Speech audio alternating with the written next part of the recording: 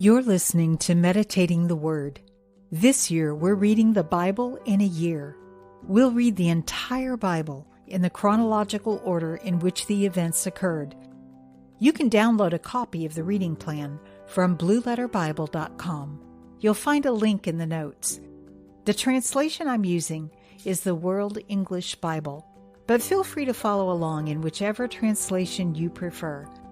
And don't forget to subscribe on this podcast on your favorite platform and on YouTube. That way you'll get a notification each time a new episode is available. This is day 13. Today we are reading Job, chapters 35 through 37. The Book of Job, chapter 35. Moreover, Elihu answered, "Do you think this to be your right? Or do you say, my righteousness is more than God's? That you ask, what advantage will it be to you? What profit will I have, more than if I had sinned? I will answer you, and your companions with you. Look to the skies and see. See the skies which are higher than you. If you have sinned, what effect do you have against him? If your transgressions are multiplied, what do you do to him? If you are righteous, what do you give him? Or what does he receive from your hand? Your wickedness may hurt a man as you are, and your righteousness may profit a son of man. By reason of the multitude of oppressions they cry out. They cry for help by reason of the arm of the mighty. But no one says, where is God my Maker, who gives songs in the night? Who teaches us more than the animals of the earth, and makes us wiser than the birds of the sky? There they cry, but no one answers, because of the pride of evil men. Surely God will not hear an empty cry, neither will the Almighty regard it. How much less when you say you don't see him? The cause is before him, and you wait for him. But now, because he is not visited in his anger, neither does he greatly regard arrogance. Therefore Job opens his mouth with empty talk, and he multiplies words without knowledge. Chapter 36. Elihu also continued and said, bear with me a little, and I will show you, for I still have something to say on God's behalf. I will get my knowledge from afar, and will ascribe righteousness to my Maker, for truly my words are not false. One who is perfect in knowledge is with you. Behold, God is mighty, and doesn't despise anyone. He is mighty in strength of understanding. He doesn't preserve the life of the wicked, but gives justice to the afflicted. He doesn't withdraw his eyes from the righteous, but with kings on the throne he sets them forever, and they are exalted. If they are bound in fetters and are taken in the cords of afflictions, then he shows them their work and their transgressions, that they have behaved themselves proudly. He also opens their ears to instruction, and commands that they return from iniquity. If they listen and serve him, they will spend their days in prosperity, and their years in pleasures. But if they don't listen, they will perish by the sword. They will die without knowledge. But those who are godless in heart lay up anger. They don't cry for help when he binds them. They die in youth. Their life perishes among the unclean. He delivers the afflicted by their affliction, and opens their ear in oppression. Yes, he would have allured you out of distress, into a wide place where there is no restriction. That which is set on your table would be full of fatness. But you are full of the judgment of the wicked. Judgment and justice take hold of you. Don't let riches entice you to wrath, neither let the great size of a bribe turn you aside. Would your wealth sustain you in distress, or all the might of your strength? Don't desire the night, when people are cut off in their place. Take heed. Don't regard iniquity, for you have chosen this rather than affliction. Behold, God is exalted in his power. Who is a teacher like him? Who has prescribed his way for him? Or who can say, you have committed unrighteousness? Remember that you magnify his work, about which men have sung. All men have looked on it. Man sees it afar off. Behold, God is great, and we don't know him.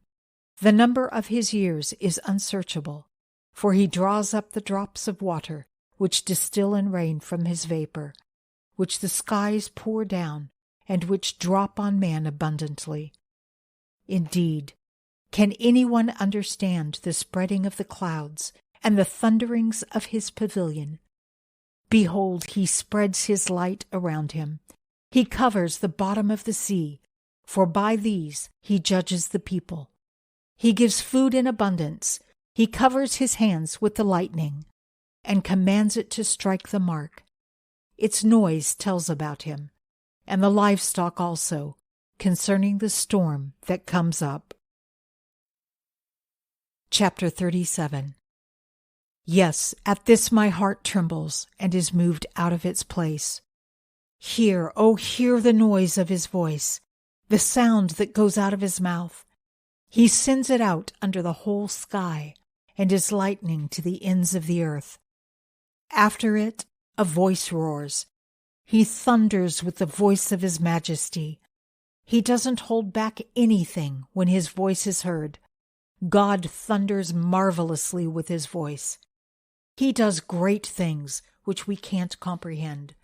For he says to the snow, fall on the earth, likewise to the shower of rain, and to the showers of his mighty rain. He seals up the hand of every man, that all men whom he has made may know it. Then the animals take over, and remain in their dens. Out of its room comes the storm, and cold out of the north. By the breath of God ice is given, and the width of the waters is frozen. Yes, he loads the thick cloud with moisture. He spreads abroad the cloud of his lightning. It is turned around by his guidance, that they may do whatever he commands them on the surface of the habitable world, whether it is for correction, or for his land, or for loving kindness, that he causes it to come.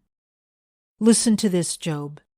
Stand still and consider the wondrous works of God. Do you know how God controls them and causes the lightning of his cloud to shine?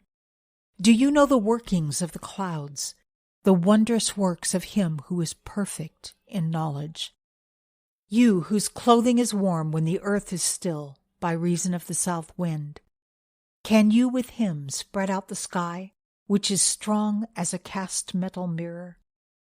Teach us what we will tell him, for we can't make our case by reason of darkness. Will it be told him that I would speak? Or should a man wish that he were swallowed up? Now men don't see the light which is bright in the skies, but the wind passes and clears them. Out of the north comes golden splendor. With God is awesome majesty. We can't reach the Almighty. He is exalted in power.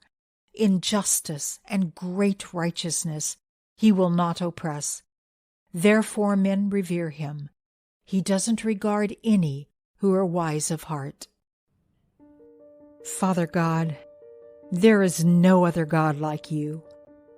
All we have to do is take a look around us at this world you've created and everything in it. You are our maker, and yet you're concerned with the details of our lives. And you've given us the Bible with its books of wisdom to guide us through this life. You're so good to us, Father. Open our ears so that we hear, and our eyes of understanding of this owner's manual that you've given us, so that we can walk in the fullness of your covenant. Thank you, Father. Amen. Please join us in our Facebook community and share your thoughts about today's reading. You'll find a link in the notes. And again, thank you for joining me as we read through the Bible in a year. I can't wait to see you tomorrow. as we continue our journey. Until next time, be blessed and be a blessing.